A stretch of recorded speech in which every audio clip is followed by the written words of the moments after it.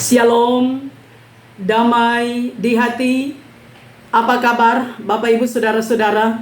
Puji Tuhan, berjumpa lagi dengan saya, Pendeta Tirsata Iras, sebagai Ketua Badan Pekerja Majelis Jemaat Gemim El Roi Malalayang, wilayah Manado Malalayang. Saat ini akan membagikan kebenaran firman Tuhan dalam kitab Injil Lukas pasalnya yang ke-22, ayatnya yang ke-24 hingga ayatnya yang ke-38, dalam tema iman jangan gugur ketika ditampi. Saya berharap dan berdoa dimanapun Bapak Ibu Saudara-saudara berada, kiranya tetap mengalami kasih dan kebaikan Tuhan, sehingga ada dalam keadaan sehat, kuat, tetap semangat, bersukacita, dan senantiasa bersyukur kepada Tuhan. Sebelum kita membaca dan merenungkan kebenaran firman Tuhan, mari berdoa. Ya Tuhan Yesus, Engkau adalah firman yang hidup. Saat yang indah ini, kami mengucap syukur kepadamu karena kesempatan yang Tuhan beri bagi kami, baik hamba-Mu yang memberitakan, tetapi juga Bapak Ibu Saudara-saudara jemaat yang mendengarkan kebenaran firman Tuhan ini. Kiranya diberkati oleh Tuhan, diberi hikmat oleh Tuhan, konsentrasi, memahami kehendak firman Tuhan, tetapi lebih dari itu mampu menerjemahkan kata firman Tuhan dalam hidup kami setiap hari. Engkau ya Tuhan menaruh perkataan-Mu di mulut hamba-Mu, supaya hamba bisa perkatakan kepada jemaat yang mendengarkan, dan nama Tuhan dipermuliakan. Dalam nama Yesus kami berdoa. Amin. Bapak Ibu Saudara-saudara, mari kita membaca bersama-sama kitab Injil Lukas pasalnya yang ke-22, ayatnya yang ke-24 hingga ayatnya yang ke-38, dalam tema percakapan waktu perjamuan malam. Terjadilah juga pertengkaran di antara murid-murid Yesus. Siapakah yang dapat dianggap terbesar di antara mereka? Yesus berkata kepada mereka, raja-raja bangsa-bangsa memerintah rakyat mereka, dan orang-orang yang menjalankan kuasa atas mereka disebut pelindung-pelindung. Tetapi kamu tidaklah demikian, melainkan yang terbesar di antara kamu hendaklah menjadi sebagai yang paling muda, dan pemimpin sebagai pelayan. Sebab siapakah yang lebih besar, yang duduk makan atau yang melayani? Bukankah dia yang duduk makan? Tetapi aku ada di tengah-tengah kamu sebagai pelayan. Kamulah yang tetap tinggal bersama-sama dengan aku dalam segala pencobaan yang aku alami, dan aku menentukan hak-hak kerajaan bagi kamu, sama seperti Bapakku menentukannya bagiku, bahwa kamu akan makan dan minum semeja dengan aku di dalam kerajaanku, dan kamu akan duduk di atas takhta untuk menghakimi kedua belah suku Israel. Simon, Simon, lihat, iblis telah menuntut untuk menampi kamu seperti gandum. Tetapi aku telah berdoa untuk engkau, supaya imanmu jangan gugur. Dan engkau, jikalau engkau sudah insaf, kuatkanlah saudara-saudaramu. Jawab Petrus, Tuhan, aku bersedia masuk penjara dan mati bersama-sama dengan engkau. Tetapi Yesus berkata, aku berkata kepadamu Petrus, hari ini ayam tidak akan berkokok sebelum engkau 3 kali menyangkal bahwa engkau mengenal aku.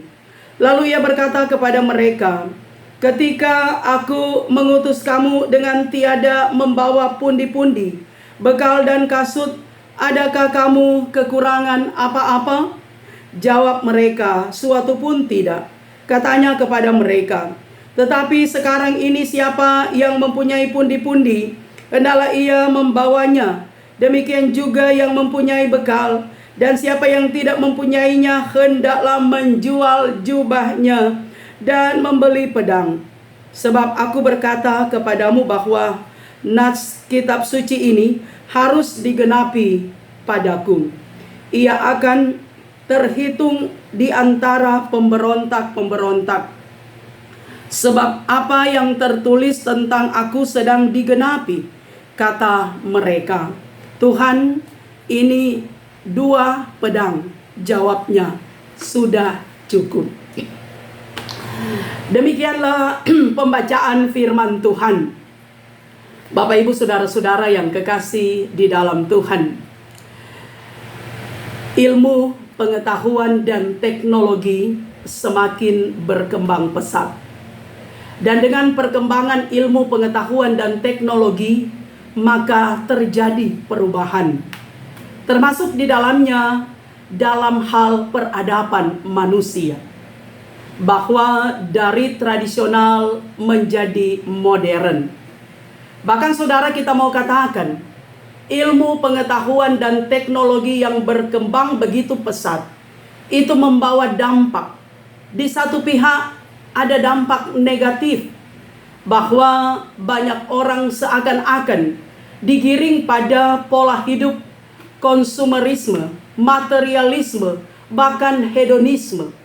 Bahwa segala sesuatu adalah untuk kenikmatan, kesenangan duniawi. Namun saudara disadari bahwa dampak positif dari perkembangan ilmu, pengetahuan, dan teknologi juga itu sangat luar biasa. Segala sesuatu dari tradisional menjadi modern, bahkan semua serba cepat. Semua bisa dijangkau, saudara. Orang jalan kaki, kalau dulu itu harus berjam-jam sampai di tempat tujuan. Tapi sekarang ini kendaraan, baik mobil, motor, bahkan segala sesuatu mempermudah manusia untuk melakukan suatu pekerjaan. Dan masih banyak saudara hal yang kita saksikan tentang dampak teknologi dan ilmu pengetahuan di zaman sekarang ini yang dikatakan adalah zaman revolusi industri 4.0, bahkan akan memasuki 5.0. Nah saudara-saudara, segala sesuatu bisa mengalami perubahan, bahkan perkembangan. Namun saudara, menjadi catatan bagi kita, sekalipun segala sesuatu mengalami perubahan, tetapi iman orang Kristen, kesetiaan orang percaya kepada Tuhan Yesus, jangan sampai berubah, apalagi luntur ataupun gugur sama sekali. Namun saudara, iman kita tetap melekat erat, tetap meyakini bahwa Yesus Kristus adalah Tuhan, adalah juru selamat kehidupan kita, sehingga kita harus tetap setia kepada Tuhan Allah dalam keyakinan dan iman yang kokoh. Mengapa saudara iman kita jangan sampai berubah? Karena Tuhan Yesus yang kita imani, Dia adalah sama, baik kemarin, hari ini, maupun hari esok. Yesus Kristus adalah Tuhan kita, adalah Mesias, adalah Juru Selamat yang terus menyertai kita. Sehingga kasih Tuhan tidak pernah berubah. Bahkan kasih Tuhan itu selalu baru setiap hari. Itulah yang kita alami, yang kita rasakan. Karena itu saya yakin Bapak Ibu Saudara, bahwa iman kita akan semakin dikuatkan. Iman kita tetap kokoh. Dan sebagaimana tema kita, iman kita tidak akan gugur ketika ditampi. Nah saudara-saudara yang kekasih, kata ditampi itu menunjuk pada sesuatu yang mau dikatakan, yang memiliki arti mengayak atau menampis. Bahwa menampi itu adalah sebuah proses untuk memisahkan biji gandum dari sekam dengan cara menghamburkan gandum ke udara dan menggunakan garpu penampi, sehingga gandum itu akan jatuh dan sekam akan tertiup oleh angin. Sama juga saudara halnya orang menapis padi. Orang menapis padi. Padi itu akan dipisahkan dari sekam, atau orang Manado sering bilang konga. Akan terpisah padi dan konga, sehingga akan kelihatan saudara bahwa ini padi, ini sekamnya, atau ini dia pekonga. Nah, saudara yang kekasih di dalam Tuhan, itu kata menampi. Nah, karena itu walaupun ada pemisahan, ada yang memisahkan dengan segala apa yang ditawarkan oleh duniawi, tetapi iman kita tidak akan gugur, tidak akan luntur, sebab kita memiliki keyakinan yang kokoh kepada Tuhan Yesus. Nah, saudaraku, mari kita lihat bacaan kita dalam kitab Injil Lukas. Dikisahkan bahwa Yesus ada bersama-sama dengan para murid. Dalam perikop dikatakan Yesus ada dalam percakapan waktu perjamuan malam. Dan dituliskan dalam kitab Injil Lukas, terjadi pertengkaran. Ayat 24, terjadilah juga pertengkaran di antara murid-murid Yesus. Itu berarti ada ketegangan di antara mereka. Nah, apa yang mereka pertentangkan? Apa yang menjadi pokok pertengkaran mereka? Yaitu mereka saling bertanya, siapa yang terbesar di antara mereka? Itu berarti bahwa mereka saling bertanya, siapa yang paling hebat di antara kita? Siapa yang paling kuat? Siapa yang paling populer? Siapa yang paling berpengaruh? Siapa yang paling jago di antara 12 murid Tuhan Yesus? Mereka tidak menyadari, saudara, bahwa yang terbesar di antara mereka yang hadir saat itu adalah guru mereka, adalah Tuhan Yesus Kristus. Dialah yang paling besar. Namun sekalipun Yesus yang paling besar, Yesus yang paling berpengaruh, sebab dia adalah Tuhan, Yesus yang paling hebat dari semua para murid. Namun saudara, Yesus dia tidak menonjolkan diri, tidak menyombongkan diri, tapi justru dalam kerendahannya, dalam kerendahan hatinya, dia memberikan wejangan kepada para murid bahwa menjadi pelayan Tuhan, menjadi murid Tuhan, mengikut Tuhan itu harus menjadi seperti seorang muda. Saudara, mengapa harus orang muda? Bahkan Yesus ketika ada bersama dengan anak-anak, dengan para orang tua, Yesus katakan bahwa siapa yang hendak masuk ke dalam kerajaan sorga harus menjadi seperti seorang anak kecil ini. Orang muda atau anak kecil, seorang anak. Itu saudara mau menyatakan tentang ketaatan, tentang kesetiaan. Sebab kalau orang masih muda, masih anak-anak, masih belia, suka menurut, tidak memberontak, tetapi selalu setia, mengiyakan apa yang disampaikan oleh orang dewasa. Beda dengan orang yang dewasa, saudara. Orang dewasa seringkali membangkang, seringkali mengeluh, seringkali menggerutu, bahkan merasa pandang enteng.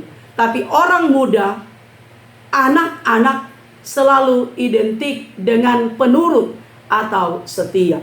Nah, karena itu saudara yang kekasih, Tuhan Yesus dia katakan bahwa di ayatnya yang ke-26, tetapi kamu tidaklah demikian, melainkan yang terbesar di antara kamu hendaklah menjadi sebagai yang paling muda dan pemimpin sebagai pelayan. Nah, saudara yang kekasih, menjadi pelayan, melayani, bukan duduk, bukan menjadi tuan besar, tetapi harus melayani. Nah, itulah yang dilakonkan oleh Tuhan Yesus. Yesus adalah raja di atas segala raja. Yesus adalah Tuhan, tapi dia mengosongkan dirinya menjadi hamba, agar supaya dia boleh menyelamatkan kita umat manusia. Sehingga karakter Yesus itu mau menunjukkan bagaimana sikap sifat sebagai seorang pelayan yang rendah hati, yang sabar, yang penuh dengan kesetiaan, yang penuh dengan ketaatan. Maka itulah juga fungsi atau tugas karakter sebagai seorang pelayan Tuhan. Harus siap melayani, harus mampu untuk merendahkan diri, tetap setia, dan tidak hidup dalam keangkuhan. Sebab saudara, ketika kita hidup sebagai umat Tuhan, bukan cuma sebagai pelayan. Ketika orientasi kita pada keangkuhan diri, pada kesombongan diri, maka kita akan sulit untuk berkomunikasi dengan orang lain. Apalagi kita akan sulit untuk menyatakan kasih, kepedulian, kepekaan kita terhadap orang lain. Sebab itu pasti segala sesuatu akan tertuju pada diri kita sendiri. Apalagi saudara orientasi pada kekuasaan, pada jabatan, pada kekayaan, pada kenikmatan hidup, maka orang akan lupa diri, akan lupa siapa Tuhan yang paling besar yang ia sembah. Bahkan akan menjadi Tuhan kecil yang seringkali menjas orang lain. Saya yang paling hebat, orang lain itu tidak punya apa-apa. Namun saudara, Tuhan Yesus mau katakan bahwa untuk menjadi yang terbesar, dikatakan harus menjadi seperti seorang muda, harus menjadi pelayan, harus berkorban, melakukan apa yang Tuhan kehendaki. Nah, karena itu saudara yang kekasih, memang tidak mudah melaksanakan tugas kepelayanan, melayani Tuhan, menjadi pengikut Yesus itu tidak mudah. Bahkan itu dialami oleh para murid.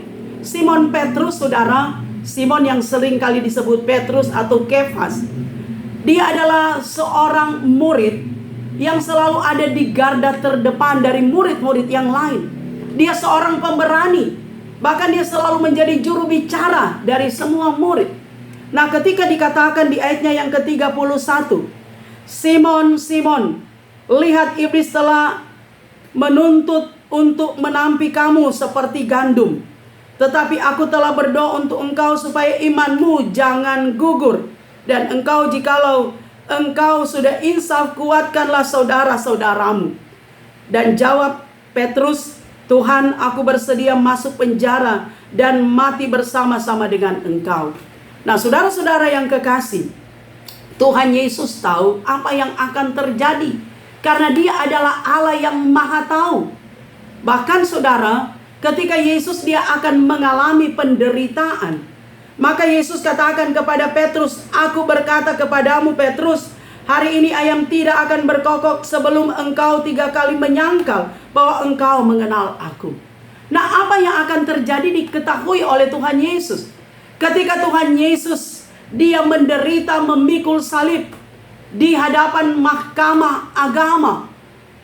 Ketika orang Yahudi mengatakan bahwa Petrus ini adalah pengikut Yesus, dia menyangkal, mengatakan tidak sebelum ayam berkokok. Dan itu betul-betul terjadi. Walaupun saudara, Petrus dengan berani dia katakan, sekalipun dia akan dipenjarakan, dia akan tetap bersama-sama dengan Tuhan Yesus.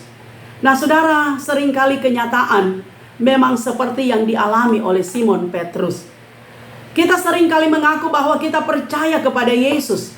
Iman kita adalah iman yang sungguh kepada Tuhan Yesus. Tetapi ketika kita harus menderita, ketika iman kita membutuhkan pengorbanan dan pengakuan yang sungguh kepada Tuhan Yesus, maka seperti Petrus, kita seringkali kita tidak mampu mempertahankan iman kita. Seringkali kita mengingkari panggilan tugas pelayanan kita. Seringkali kita melupakan apa yang menjadi tanggung jawab kita. Dan seringkali kita menjadi tidak setia kepada Tuhan Allah. Ada banyak tawaran yang ditawarkan oleh dunia kepada kita. Menikmati hedonisme, kenikmatan dunia. Kadangkala kita tidak mampu memisahkan mana yang benar, mana yang salah, mana yang pantas kita lakukan dan mana yang tidak pantas. Seringkali orang kehilangan hikmat ketika orientasinya adalah kepada keinginan, bukan kepada kebutuhan. Saudara, kalau kepada keinginan, orang sulit untuk berkorban, bahkan mengorbankan imannya. Tapi kalau kita berorientasi hidup pada apa yang kita butuhkan, kita butuh Tuhan sebagai pegangan hidup kita, sebagai juru selamat kita, sebagai sumber kehidupan, sumber berkat. Artinya fokus hidup kita kepada Tuhan Allah, itu menjadi kebutuhan kita. Ketika kita tidak mampu membedakan mana kebutuhan dan mana keinginan, kita akan terperosok jatuh dalam cobaan. dalam dosa, iman kita akan gugur, tidak akan mampu ditampi, saudara. Nah, karena itu belajar dari firman Tuhan ini kita diingatkan, kesetiaan itu harus kita tunjukkan. Sekalipun segala sesuatu mengalami perubahan, perkembangan yang ada. Sebab bahasa filosofi mengatakan segala sesuatu itu berubah. Yang tidak berubah adalah perubahan. Karena perubahan itu selalu ada setiap masa, setiap saat, setiap waktu. Dan iman kita jangan berubah. Kesetiaan kita tidak boleh berubah. Kita tetap menyatakan hidup kita sebagai pengikut Yesus, sebagai murid-murid yang setia. Walaupun memang berat, saudara, tidak mudah. Tapi kita yakin, ketika kita membuka hati kita dibentuk oleh Tuhan, diproses oleh Tuhan, dimurnikan oleh Tuhan, tidak ada yang mustahil. Kita akan mampu melaksanakan tugas panggilan kita sebagai orang beriman. Sebab kekristenan kita bukan sekedar status di KTP bahwa kita beragama Kristen, tapi kekristenan itu harus mendarah daging. Karakter Yesus melekat dalam diri kita. Tentang kesabaran, tentang kesetiaan, tentang kerendahan hati, dan hal-hal lain yang mau menyatakan inilah kekristenan kita, inilah kesetiaan kita kepada Tuhan sebagai pengikut Yesus yang setia. Kita yakin, saudara, ketika kita mau melayani Tuhan dengan sungguh-sungguh, maka kehidupan kita persembahkan yang terbaik untuk Tuhan. Kita akan mampu rela berkorban. Kadang menjadi pelayan Tuhan berkorban waktu, berkorban tenaga, korban dana, bahkan korban perasaan. Jadi orang harus betul-betul kuat mau melayani Tuhan. Bahkan sebagai hamba Tuhan, pelayan jemaat, pelayan khusus dalam gereja Masih Injili di Minahasa, dikatakan kita ini adalah kabinetnya Tuhan. Sama dengan presiden punya kabinet. Bapak Presiden Jokowi memiliki kabinet para menteri, saudara. Dan mereka harus kerjasama dengan presiden. Mereka harus kerja agar supaya negeri tercinta Indonesia ini sejahtera, aman, adil, bahkan menikmati hal-hal yang luar biasa yang Tuhan anugerahkan bagi Indonesia tercinta. Itulah juga, saudara, para pelayan Tuhan harus kerjasama sebagai kabinetnya Tuhan, melayani di kolom, melayani di jemaat, di ladang yang Tuhan telah siapkan bagi kita. Tidak ada yang mustahil, saudara.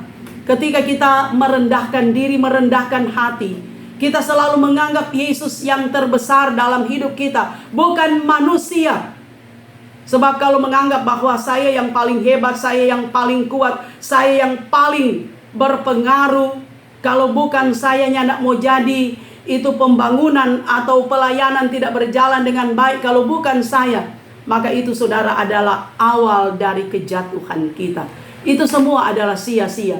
Tapi ketika kita menganggap Yesus yang paling besar, yang paling berkuasa, fokus pelayanan kita untuk Tuhan, bahkan fokus hidup kita untuk Tuhan, bahwa segala sesuatu hanyalah titipan sementara saja, ada dalam kefanaan. Karena semua adalah milik Tuhan, Dia adalah Alfa dan Omega.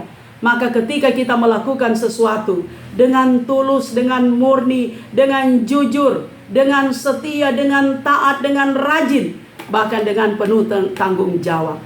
Sebab kadangkala menjadi pelayan Tuhan, upahmu besar di surga. Tapi ketika kita menikmati semuanya itu dengan penuh sukacita, ketika kita melakukan semuanya itu dengan penuh tanggung jawab, dan selalu memprioritaskan Tuhan, maka ending dari apa yang kita kerjakan, kita lakukan, itu akan membawa sukacita yang besar bagi kita, tapi juga bagi orang yang kita layani. Terutama itu akan menjadi kemuliaan bagi nama Tuhan. Karena itu, saudara yang kekasih, saya yakin bahwa melalui perenungan kita di Minggu Sengsara yang ketiga ini, kita akan menyadari keberadaan kita. Kita hanyalah ciptaan Tuhan. Dia adalah Sang Halik. Dia yang pegang kendali, pegang kuasa, yang punya otoritas atas hidup kita, atas pelayanan kita. Ketika Tuhan memberi kepercayaan bagi kita dalam jabatan, kita memiliki kuasa di dunia ini karena kita seorang pemimpin. Maka janganlah mengilahkan semuanya itu, tapi menyadari bahwa itu hanyalah titipan semata, sementara waktu saja.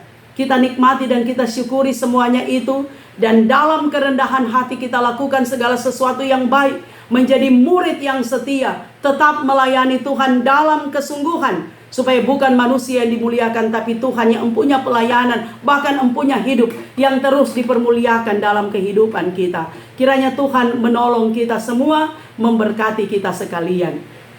Amin. Mari kita berdoa. Terima kasih Tuhan, Engkau ajaib, Engkau luar biasa. Kami percaya dengan firman-Mu kami terberkati, dan kami mampu melakukan kehendak firman-Mu, dan firman-Mu kiranya menyegarkan jiwa kami, sehingga kami selalu terinspirasi menjadi murid Tuhan yang setia, melakukan apa yang benar, penuh tanggung jawab, sehingga Tuhan Yesus dimuliakan dalam hidup kami. Diberkatilah saudara-saudara kami, jemaat yang mendengarkan firman ini, tetap semangat menikmati hidup, sebab hidup ini adalah milik Tuhan. Dan segala sesuatu yang kami lakukan kiranya berkenan di hadapan Tuhan. Ini kami yang berdoa, dalam nama Yesus kami bermohon. Amin. Demikianlah kebenaran firman Tuhan. Saya Pendeta Tirsa Tairas berharap kiranya Bapak Ibu Saudara-saudara akan terus mendukung YouTube channel Tirsa Tairas dengan cara nonton video, dengarkan kebenaran firman Tuhan, tekan tulisan subscribe, dan berikan jempol like, berikan juga komentar yang membangun. Bagikanlah video ini di media sosial yang Bapak Ibu Saudara-saudara miliki, dan jika berkenan juga tekan tanda lonceng agar supaya mendapatkan update dari setiap video yang saya bagikan. Tuhan Yesus memberkati kita semua. Pakatuan mau pakalawiran. Amin.